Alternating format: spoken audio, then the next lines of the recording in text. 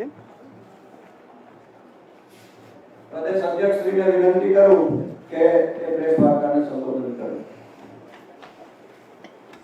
નમસ્કાર મિત્રો,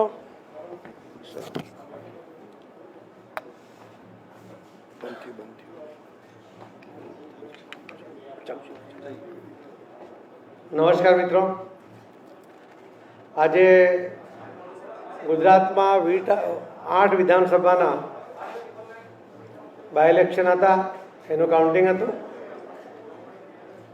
ભારતીય જનતા પાર્ટીના સૌ કાર્યકર્તા અને આગેવાનોને પૂરો વિશ્વાસ હતો કે આ વખતે અમે 8 સીટ જીતવાના છે. ગુજરાતના મતદાર ભાઈ બહેનોએ જે રીતે ભારતીય જનતા પાર્ટીના ઉમેદવારોમાં વિશ્વાસ મૂક્યો એના કારણે જીત તો થઈ છે, પરંતુ ભવ્ય જીત થઈ છે. એના માટે હું સૌ મતદાર ભાઈ બહેનોનો પણ આભાર માનું છું. કાર્યકર્તાઓની મહેનત અને આગેવાનોએ જે રચના કરી વ્યૂહરચના, એના કારણે આ જીત સંભવિત થઈ છે. કોંગ્રેસના કેટલાક નેતાઓમાં એક નવી જમાત હવે ઊભી થઈ છે, ટ્વીટી જમાત. બેઠા ટ્વીટ કરું, લોકો વચ્ચે જવાની એમનામાં હિંમત નથી.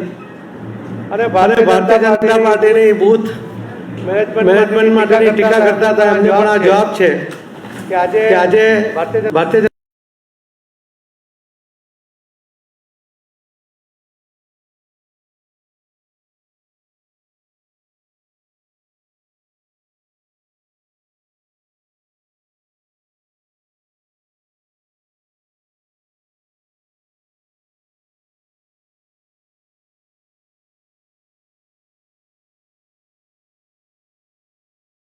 એમનું વલણ ખૂબ ઘણું હતું. ગુજરાત સરકારમાં આદરણીય મુખ્યમંત્રી શ્રી વિજયભાઈ રૂપાણી સાહેબે પણ ખૂબ લોકોપયોગી જાહેરાતો કરી. એના દ્વારા લોકોના મન જીત્યા અને જીતવા માટેનું એક વાતાવરણ એના કારણે નિર્માણ થયું છે. હું આદરણીય નરેન્દ્ર મોદી સાહેબનો, અમિતભાઈ શાહ સાહેબનો, વિજયભાઈ રૂપાણી સાહેબ અને એમની સરકાર, એમનો પણ આભાર માનું છું કે પાર્ટીને આ જીત સરળ કરવામાં એમના દ્વારા લેવામાં આવેલા પગલાં પણ મહત્ત્વના સાબિત થયા છે. આપ સૌનો પણ આભાર કે આપે પણ એક માધ્યમ તરીકે, એક જાગૃત માધ્યમ તરીકે લોકો સુધી દરેક મુદ્દાઓને પહોંચાડ્યા. એનો પણ ભારતીય જનતા પાર્ટીના ઉમેદવારોને અમને ખૂબ ફાયદો થયો છે. ફરીથી પ્રિન્ટ અને ઇલેક્ટ્રોનિક મીડિયાના પણ મિત્રોનો ખૂબ ખૂબ આભાર માનું છું. ધન્યવાદ.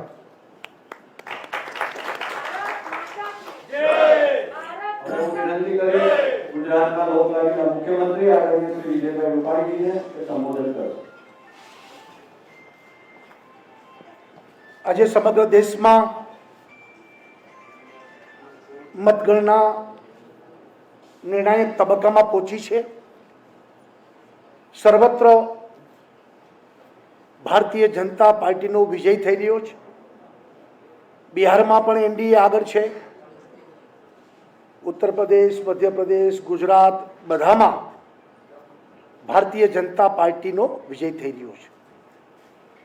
સૌપ્રથમ ગુજરાતમાં 8 બેઠકો ભારતીય જનતા પાર્ટી અત્યારે જીતની દિશામાં આગળ વધી રહી છે. ત્યાંના મતદારો એમનો આ વિજય છે, ગુજરાતની જનતાનો આ વિજય છે. ભારતીય જનતા પાર્ટીના પણ અનેક કાર્યકર્તાઓએ જે પરિશ્રમ કર્યો છે એમને પણ ખૂબ ધન્યવાદ આપું છું. આ વિજયના યશમાં તેઓનો પણ પૂરતો હિસ્સો છે. આદરણીય વડાપ્રધાન નરેન્દ્રભાઈ મોદી એમના નેતૃત્વમાં ચાલતી દિલ્હીની સરકાર એમના કરેલા કામો, એક મજબૂત નેતૃત્વ ભારતીય જનતા પાર્ટી પાસે જે પ્રાપ્ત થયું છે એમાં લોકોએ ભરોસો રાખ્યો છે. ગુજરાતમાં પણ ભારતીય જનતા પાર્ટીની સરકારે જે પ્રજાલક્ષી કામો કર્યા છે એનો પણ લોકોએ પ્રતિસાદ આપ્યો છે. અને આ ચૂંટણીમાં ગુજરાતના અલગ અલગ વિસ્તારો, અલગ અલગ સમાજો આમાં મતદાન કર્યું છે. દાખલા તરીકે કચ્છની સીટ હતી, દક્ષિણ ગુજરાતની સીટ હતી, આદિવાસી બેલ્ટની સીટો હતી, સૌરાષ્ટ્રની સીટો હતી. દરેક સમાજ પણ આ 8 જે મતદાન થયા ત્યાં આગળ મુસ્લિમ પ્રભાવિત એરિયા હતો, આદિવાસી વિસ્તાર પ્રભાવિત એરિયા હતો, પાટીદાર પ્રભાવિત એરિયા હતો, કોળી પ્રભાવિત એરિયા હતો. દરેક સમાજના આમાં પ્રભાવિત એરિયા હતા અને બધામાં ખાલી જીત નહીં, ભવ્ય લીડ મળી છે. ડાંગમાં આજે 30,000 મતથી અમે આગળ છીએ. ડાંગના ઇતિહાસમાં આટલી બધી મોટી સરસાઈ કદી મળી નથી. ત્યાં લોકોએ ભરી ભરીને મત આપ્યા છે દરેક જગ્યાએ. ખાલી ભારતીય જનતા પાર્ટી જીત એટલું નહીં, પણ કોંગ્રેસ કરતા અનેક ગણા મત ભારતીય જનતા પાર્ટીને મળ્યા છે. કોંગ્રેસનો સંપૂર્ણ રકાસ થયો છે. અમુક જગ્યાએ તો કોંગ્રેસ એટલી બધી પાછળ છે કે એનાથી અપક્ષ આગળ નીકળી જાય છે. અબડાસાની સીટ ઉપર આ સ્થિતિ બની છે. તો એનો અર્થ એ છે કે પ્રજામાં કોંગ્રેસ ખલાસ થઈ ગઈ છે. મેં તે દિવસે કીધું હતું કે કોંગ્રેસની કબર ઉપર છેલ્લો ખીલ્લો ઠોકવાની આ ચૂંટણી છે. અને આ ચૂંટણી એ ટ્રેલર છે આવનારી કોર્પોરેશન, પંચાયત અને 2022ની ચૂંટણીનું આ ટ્રેલર છે. એ ચૂંટણીમાં ભારતીય જનતા પાર્ટીની વિજય અને એ દિશામાં આગળ વધવાની ગતિ એ સ્પષ્ટ દેખાય છે. એટલે આ ચૂંટણી એક નિર્ણાયક તબક્કામાં હતી, નિર્ણાયક હતી. અને એમાં ભારતીય જનતા પાર્ટી પર પ્રજાએ જે વિશ્વાસ મૂક્યો છે એ વિશ્વાસને ચરિતાર્થ કરીને આવનારા દિવસોમાં ભારતીય જનતા પાર્ટી લોકોની અપેક્ષા, સપનાઓને પૂરા કરવા માટે કટિબદ્ધ બનશે. અને જે આદરણીય વડાપ્રધાન નરેન્દ્રભાઈ એમની ઈચ્છા આત્મનિર્ભર ભારત, ભારત માતા જગતજનની બને અને એ દિશામાં આગળ વધવા માટેનું પ્રજાએ મત ભાજપને આપીને એક પ્રોત્સાહન પૂરું પાડ્યું છે. અને એ અમે લોકોનું ઋણ અને એના આધાર ઉપર ભવિષ્યમાં એમની અપેક્ષાઓ ક્યાંય ઓછી ન થાય એની ચિંતા કરીશું. સાથે સાથે કોરોનાના સંક્રમણ કાળમાં આ ચૂંટણી હતી, એક નવા પરિસ્થિતિમાં હતી. અનેક વિવેચકોએ આ ચૂંટણીમાં મતદાન થશે નહીં થાય, ચૂંટણી કેવી થશે, એને બદલે મતદાન પણ ભારે થયું અને લીડ પણ ભારે આપી. એટલે એ પણ એક વિશેષ બાબત છે. અમારે દુઃખ સાથે આજે ઉલ્લેખ કરવો પડે કે અમારા સુરેન્દ્રનગર જિલ્લાના ભારતીય જનતા પાર્ટીના આગેવાનો ચૂંટણી પતી પછી માનતા હતીને એ બદ્રીનાથ ગયા હતા. 2 કાર્યકર્તાના અવસાન થયા છે. એમને પણ યાદ કરીને આજના દિવસે શ્રદ્ધાંજલિ આપું છું. અને આ વિજય એ જનતાનો વિજય છે. જનતાની અપેક્ષા, લાગણી, આકાંક્ષાઓ એને અમે પરિપૂર્ણ કરીશું જ એ બાબતની ખાતરી આપીએ છીએ. આવનારા દિવસોમાં ગુજરાત હવે ભારતીય જનતા પાર્ટીના 111 ધારાસભ્ય બન્યા, સંખ્યાબળ થયું છે. અને એક મજબૂત સરકાર તરીકે અમે વિશેષ આગળ વધી અને લોકો વચ્ચે કામ કરીશું. ઇલેક્શન જ્યારે કેમ્પેઇન ચાલતું હતું ત્યારે કોંગ્રેસે અનેક આક્ષેપ કર્યા. આપ પર એક વ્યક્તિગત આક્ષેપ રાજીવ સાતવે કર્યો હતો કે ચૂંટણી બાદ સીએમ, પૂર્વ સીએમ અથવા રાજ્યપાલ હશે. શું કહેશો? મેં એ વખતે પણ જવાબ આપ્યો હતો કે લોકસભાની ચૂંટણીમાં પણ આવા ડંફાસુ મારનારા લોકો હતા કે ભૂતપૂર્વ હશે ને ફલાણું હશે ને ઠીકણું હશે. ત્યારે મેં કીધું હતું કે તમે જેના ખિલ્લે કૂદો છો એ કોંગ્રેસનું નેતૃત્વના અસ્તિત્વના સવાલો ઊભા થવાના છે. આ બધી ડંફાસો છે અને આ વખતે પ્રજા જાણે જ છે અને એને જ કારણે કોંગ્રેસની આ હાલત છે.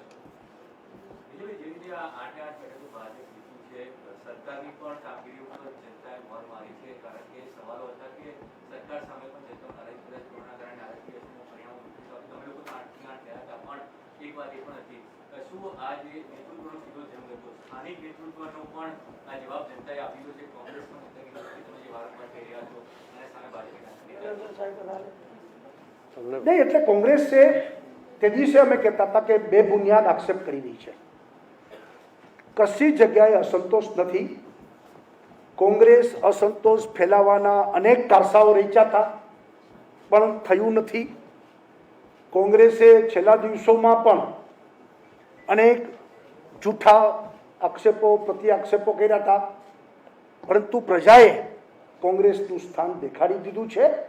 અને કોંગ્રેસ, મેં કીધું ને, ખાલી ભાજપ જીતી છે એટલું નથી, ભવ્ય મતે જીતી છે. એટલે કોંગ્રેસને બહુ આથી મોટો જાકારો કદી હોઈ ન શકે. એ તો ચૂંટણી પંચે નિર્ણય કરવાનો છે, એ અમારો નિર્ણય નથી. પરંતુ મેં કીધું એમ, આ ટ્રેલર છે. આવનારી સ્થાનિક સ્વરાજ્યની ચૂંટણી 2022ની ચૂંટણી, એના દિશા દર્શન કરનારું આ પરિણામ છે. પરંતુ આ વખતે તમે સૌથી વધારે પેજ કમિટી પર ભાર મૂક્યો હતો. જો બધી જ બેઠકો જીતો છો તો કયા સમીકરણો, કેલ્ક્યુલેશન છે જેને તમે લાગે છે કે આ વખતની ચૂંટણીમાં ઇમ્પ્લિમેન્ટ થયા? કોઈ એક મુદ્દા પર ક્યારેય ઇલેક્શન જીતી શકાતું નથી, પરંતુ વ્યવસ્થાના ભાગમાં બાકીના વ્યવસ્થાની સાથે સાથે અમે પેજ કમિટીને મહત્ત્વ આપ્યું હતું. કાર્યકર્તાઓએ ખૂબ મહેનતથી આ બૂથ કમિટીઓ બનાવી હતી. અબડાસામાં સૌથી પહેલાં બની, આજે એનું રિઝલ્ટ આપણી સામે દેખાય છે. કપરાડામાં પણ સૌથી પહેલાં બની, એના સામે દેખાય છે.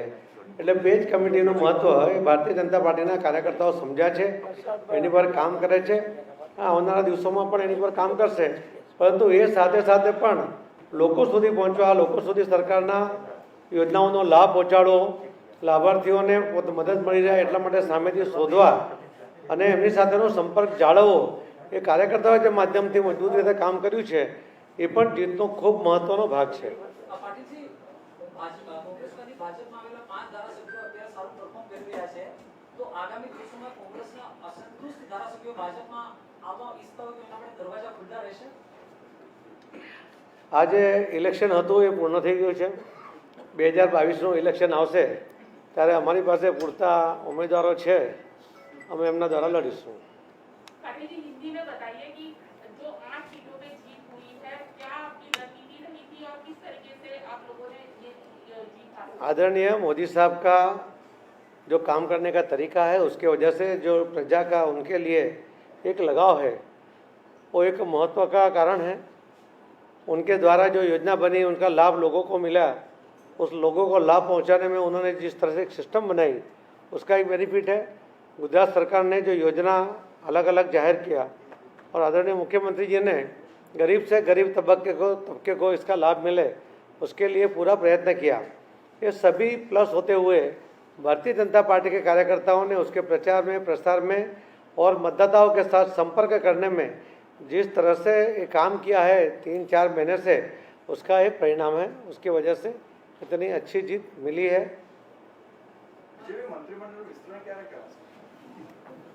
આજે વિજય ઉત્સવ ઉજવીએ.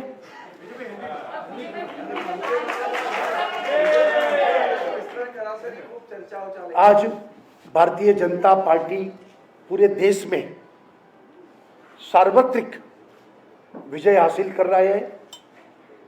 बढ़ोतरी बढ़ रही है. बिहार हो, उत्तर प्रदेश हो, मध्य प्रदेश हो या गुजरात हो, सभी जगह आदरणीय प्रधानमंत्री मोदी जी के नेतृत्व में केंद्र की सरकार और भारतीय जनता पार्टी के प्रति लोगों की जो लोगों का समर्थन और श्रद्धा, विश्वास, उसका ये परिणाम है.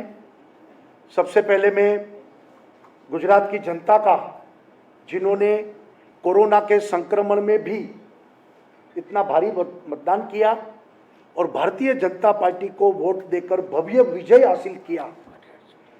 हमारे सभी सीटों पर सिर्फ विजय नहीं, लेकिन भारे मतों से हम विजयी हुए हैं. तो वो जनता का, मतदाताओं का हम आभार करते हैं, ऋण स्वीकार करते हैं. हमारे कार्यकर्ताओं ने भी कोरोना के संक्रमण में परिश्रम की पराकाष्ठा की है. उन सभी कार्यकर्ता संगठन के सभी लोगों का भी हम धन्यवाद करते हैं और ये विजय का यश में उनको भी हम साथ में जोड़ते हैं। विजय में ये बताइए कि एक मिनट, गुजरात में कांग्रेस का झूठा प्रचार सब उन्होंने जो तरकीबें की, जनता ने उनके खिलाफ इतना बुरा कांग्रेस का हाल पिछले दिनों में कभी नहीं हुआ था। ऐसा हाल इस 8 चुनाव में सभी सीट हम जीते तो खरे, लेकिन अबड़ासा में तो कभी कभी राउंड में कांग्रेस तीसरे नंबर पे थी, वो सेकंड नंबर पे भी नहीं थी। तो यह स्थिति कांग्रेस की बनी हुई है, लोगों ने उनको नकारा है और कांग्रेस की नकारात्मक नेगेटिव एक्टिविटी को गुजरात में लोगों ने परास्त किया है। आदरणीय मोदी जी और अमित भाई शाह गुजरात के सपूत, गुजरात भारतीय जनता पार्टी का गढ़ है और रहेगा। इस चुनाव के नतीजे इस दिशा में भारतीय जनता पार्टी का गुजरात एक गढ़ न के नाते शक्तिशाली एक यूनिट और भारतीय जनता पार्टी के प्रति जनता की जो अपेक्षा, श्रद्धा और उनका विश्वास उनको बरकरार किया है। भारतीय जनता पार्टी गुजरात में अब 111 हम एमएलए बन गए। एक मजबूत सरकार के नाते आने वाले दिन में जो जनता ने हमारे पर भरोसा रखा है, विश्वास रखा है, उनको हम यथार्थ प्रयत्न से उनको हम वो विश्वास को आगे बढ़ाएंगे। खास तौर पर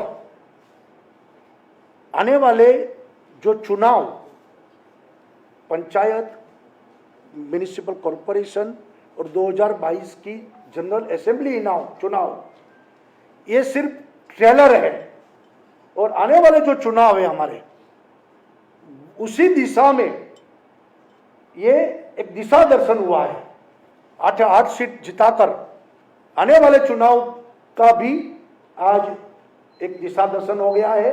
ये ट्रेलर है, आने वाले दिनों में भी कांग्रेस संपूर्ण वो परास्त होगा, ऐसा मुझे पूरा भरोसा है। કોઈ અત્યારે ચર્ચા જ નથી, પહેલાંય નથી, અત્યારે નથી।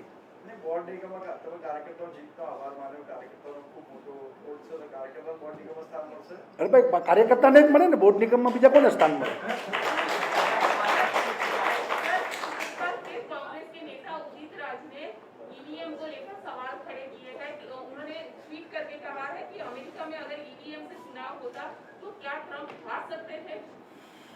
देखिए, कांग्रेस की ये कायम पद्धति रही है।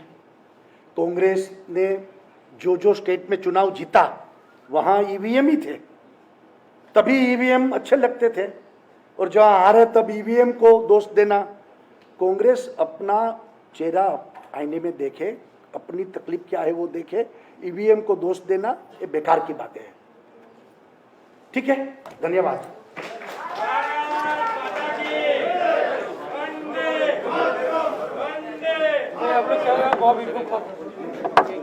तो मास्क लगवा पड़े ना भाई।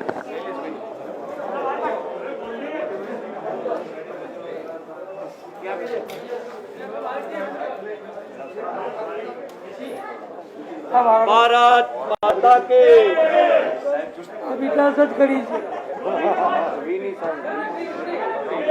भाई अब जाओ, प्रदीप सिंह